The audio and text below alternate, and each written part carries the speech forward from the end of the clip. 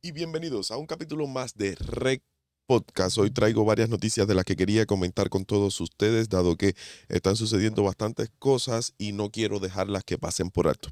Sin más dar dilación a los asuntos que tengo para ustedes al día de hoy, quería empezar con, creo que es una de las noticias más importantes que ha estado sucediendo en estos últimos días, y es que después de el gobierno venezolano de haber reabierto el caso del rapero venezolano, uno de los mejores raperos o el mejor rapero de habla hispana del mundo, según muchos, Cancerbero, de nombre Tyron, fue reabierto el caso por el gobierno de Venezuela hace algunos días, y nosotros acá en este podcast estuvimos hablando sobre esto y sobre la repercusión que iba a tener la reapertura del caso de la muerte de Cancerbero, que como habíamos dicho fue hace algunos años, y la versión oficialista del gobierno de Venezuela en aquel momento fue que fue un suicidio después de haber asesinado a su amigo y esposo de la ex manager de él en aquel momento. Pues dado que esta circunstancia, y nadie se creyó esta historia en aquel momento, el gobierno venezolano dijo que el rapero Cancerbero padecía de esquizofrenia paranoide, que le provocaba ataques de ira, le provocaba alucinaciones, etcétera, etcétera, y además incentivado supuestamente por el consumo de drogas y marihuana y alcohol, cometió este acto. Sus seguidores, fieles seguidores desde hacía mucho tiempo, y sus seguidores de toda la vida, jamás se creyeron esta versión oficialista. Primero, porque el rapero Cancerbero siempre fue un duro acosador del régimen dictatorial que existía en Venezuela, criticando fuertemente toda la realidad que se vivía en ese momento. Era para Venezuela, para el gobierno de Venezuela en aquel momento y al día de hoy todavía, una gran amenaza que personas como él estuvieran abiertamente en contra del régimen e incitaran a tanta comunidad, a tanta masa, como lo hacía Tyron alias Cancerbero. Entonces, creo que la mejor alternativa que tenía el gobierno de Venezuela era acabar con él.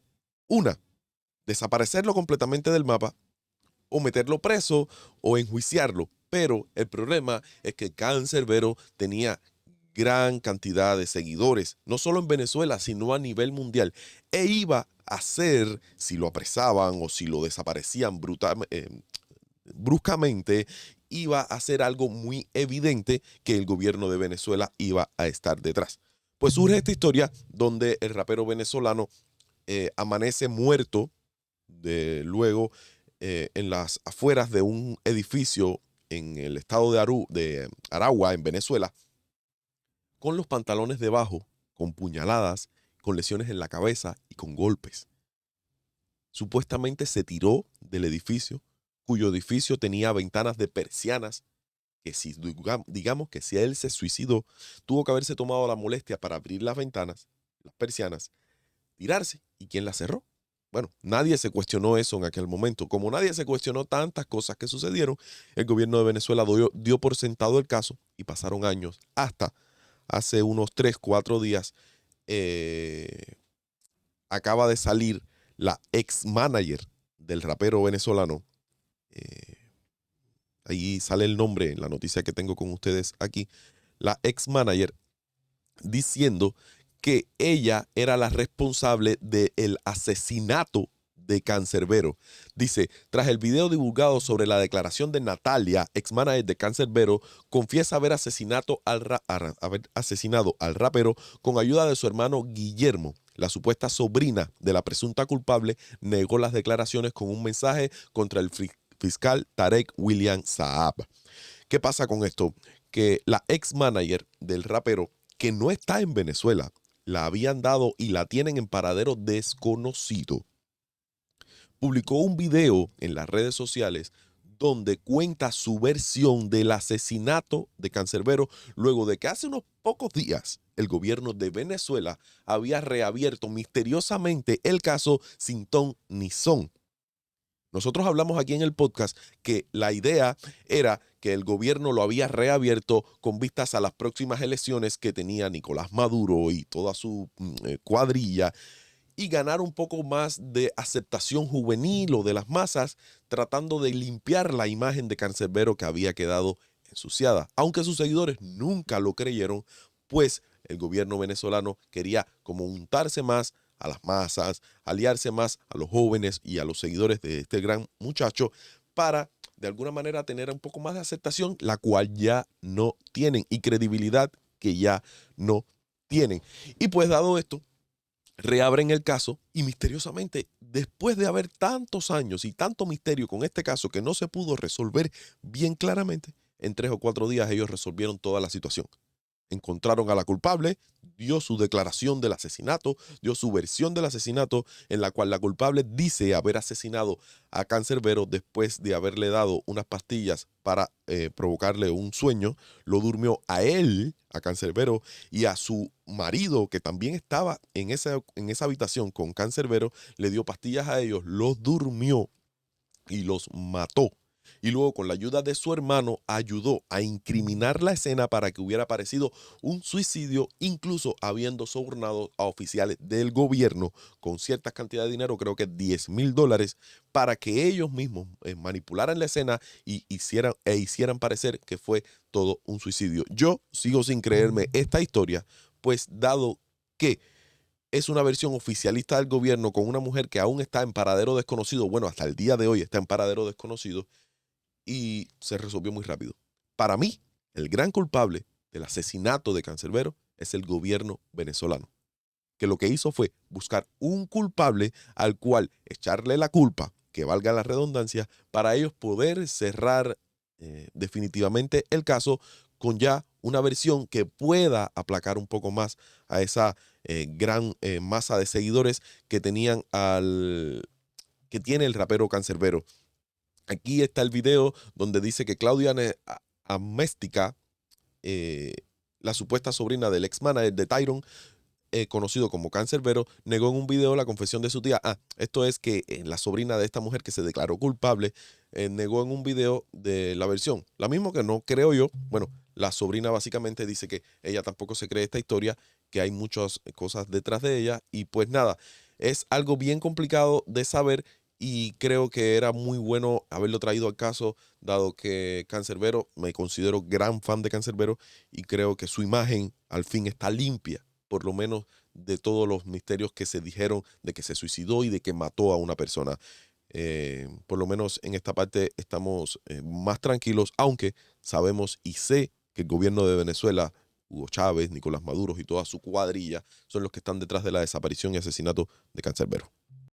Y bueno, hay otra noticia que también está circulando bien fuertemente y es que creo que por 10ª vez en este año, el premio de la lotería del Powerball en los Estados Unidos está en $700 millones hasta la fecha actualmente.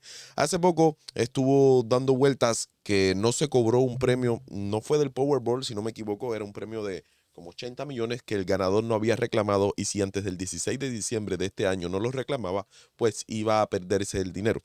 Básicamente nunca lo cobraron y este dinero se queda el gobierno con él en sus arcas. La lotería. Suerte, casualidad, destino, se puede, no se puede. Es bien complicado decir si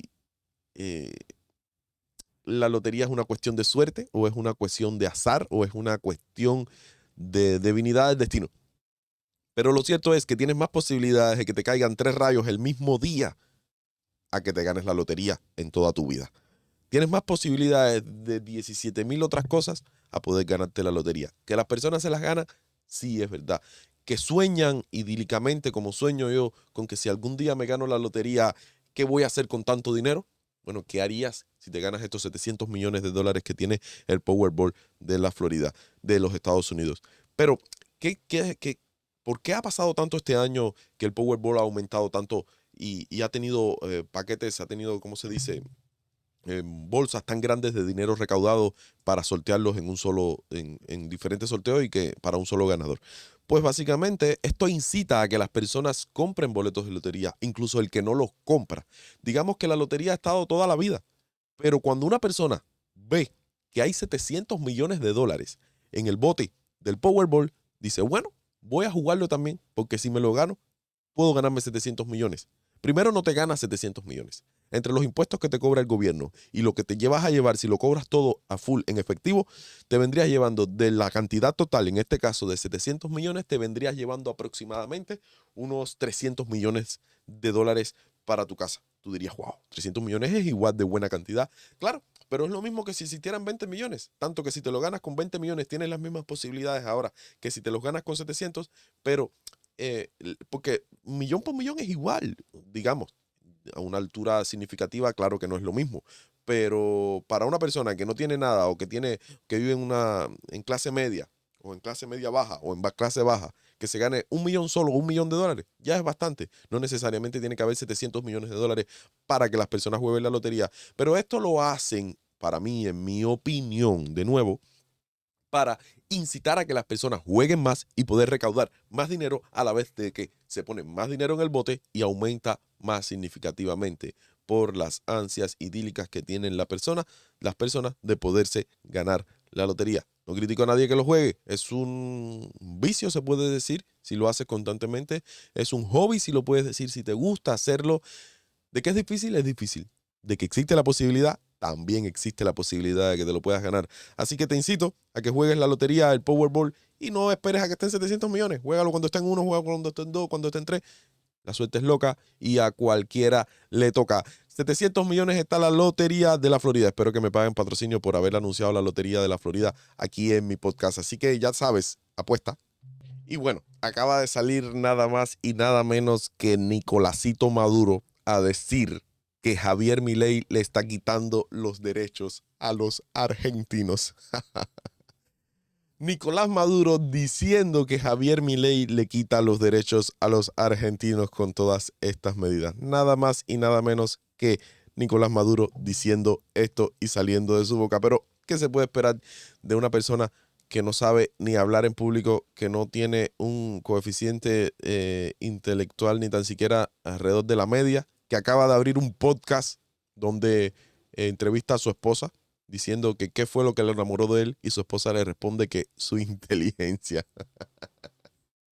Aquí tengo un top de algunas de las burradas de Maduro que quería compartir con ustedes y vamos a ver ahora para reírnos un poco de Nicolásito Maduro. Vamos a ver.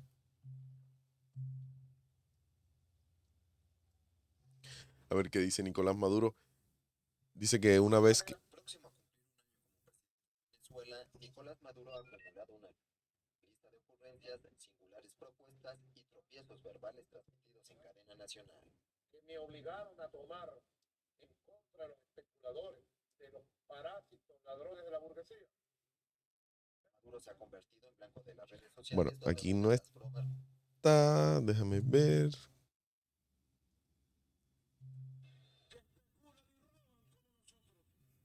Que especulan y roban como nosotros.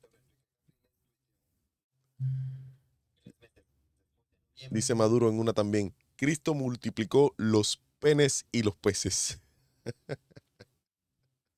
Dice que Simón Bolívar a los 18 años se quedó huérfano de padre, más o menos, y que a los 20 y pico se quedó huérfano de esposa. De ahí es donde nuestro amiguito Canel también sacó sus viditas.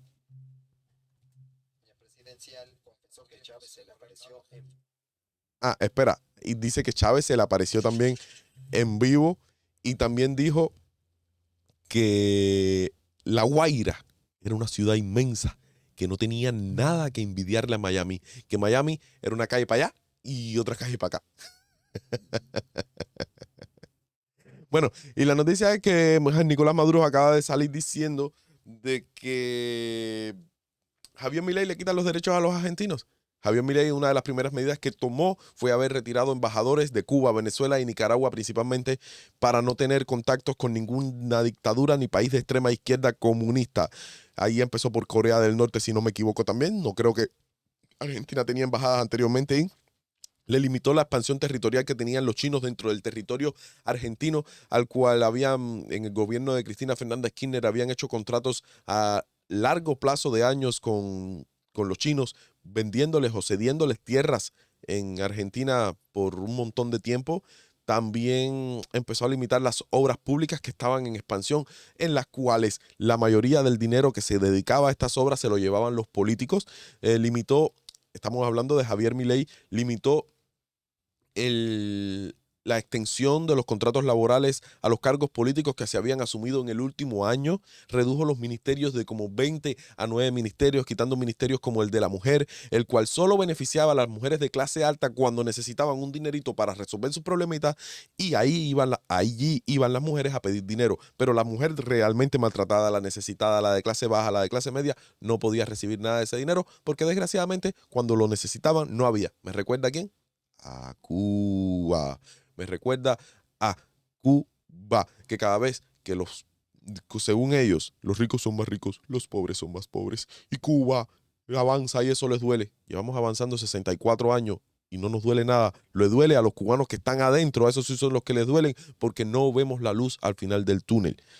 Y bueno, nada, Javier Milei queda como un ejemplo para la derecha del mundo y esperemos que lo haga súper bien, al igual que lo hizo y lo está haciendo Nayib Bukele en El Salvador, contrario a que ya rectificó en algún momento. Nayib Bukele había dicho que para él era un ejemplo la educación en Cuba y la salud en Cuba, que él quería implementarlos en El Salvador. Bueno, hace poco salió arreglando en un comentario que hizo diciendo que él tenía una idea equivocada de lo que es la realidad en Cuba y similar. Y por eso, aún así, más apoyo a Bukele y a Javier Milei, esperando que lo hagan súper, súper, súper que bien en sus países, ya que lo merecen.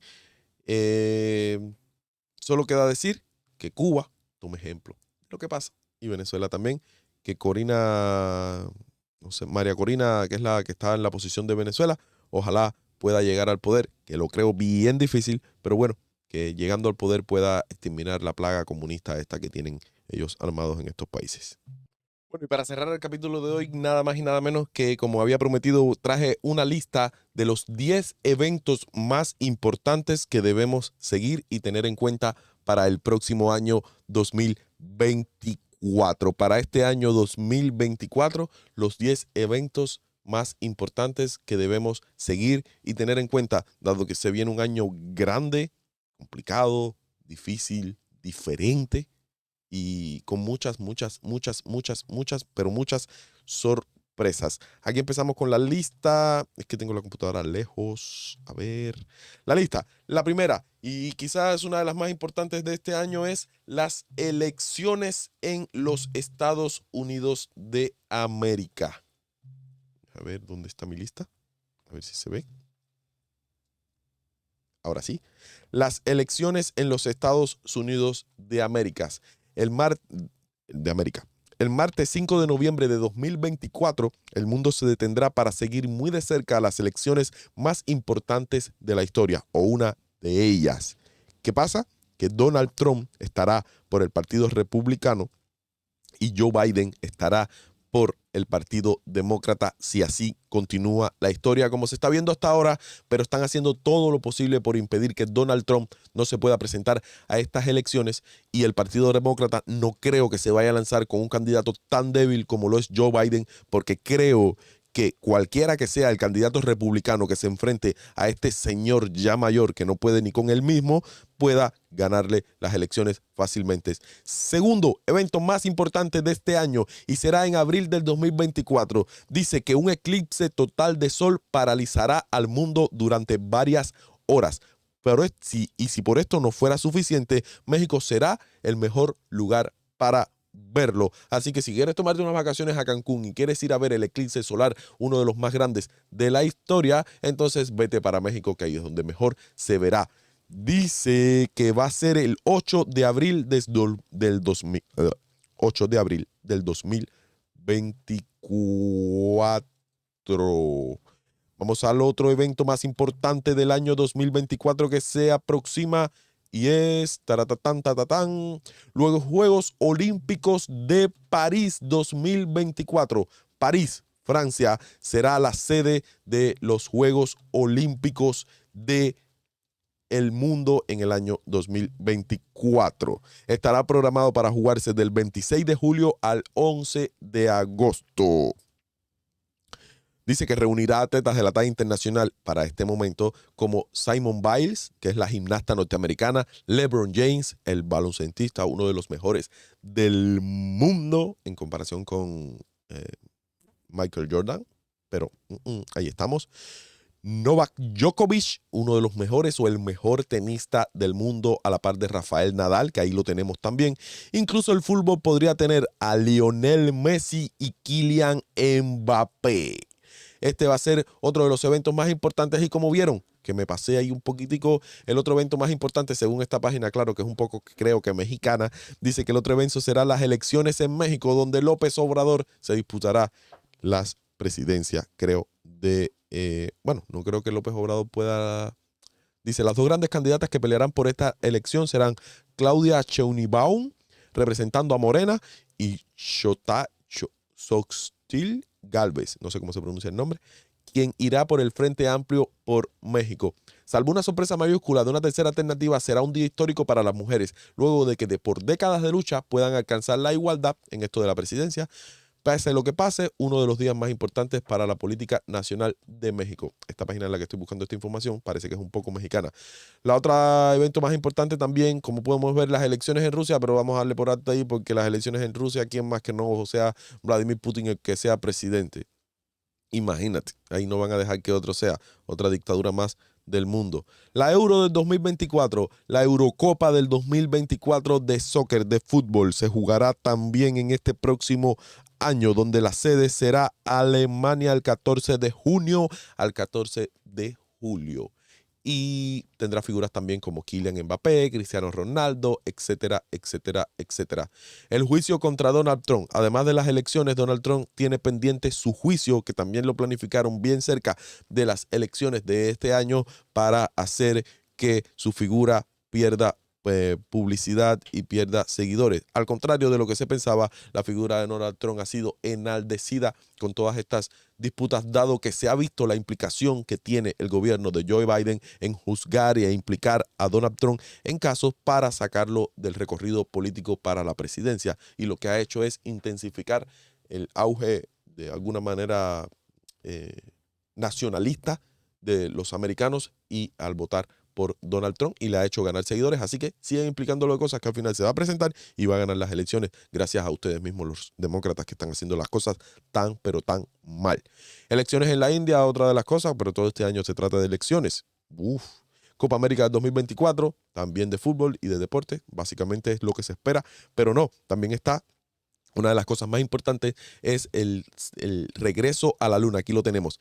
La tripulación será la Artemis 2 de la NASA y viajará a la luna después de un montón de años sin haber regresado a la luna por la carrera espacial. La NASA, creo que en colaboración con SpaceX, la primera empresa privada del mundo en viajar al espacio y en planificar viajes turísticos al espacio, también estará, creo, en colaboración con la NASA para esta misión espacial a la Luna después de 52 años después de haberse implantado el primer viaje a la Luna. Hay una historia muy, muy característica de esto del viaje a la Luna y trata de cuando Estados Unidos y Rusia se dice que estaban en la Guerra Fría, y es una manera de poner en perspectiva la agilidad mental y la forma de poder pensar.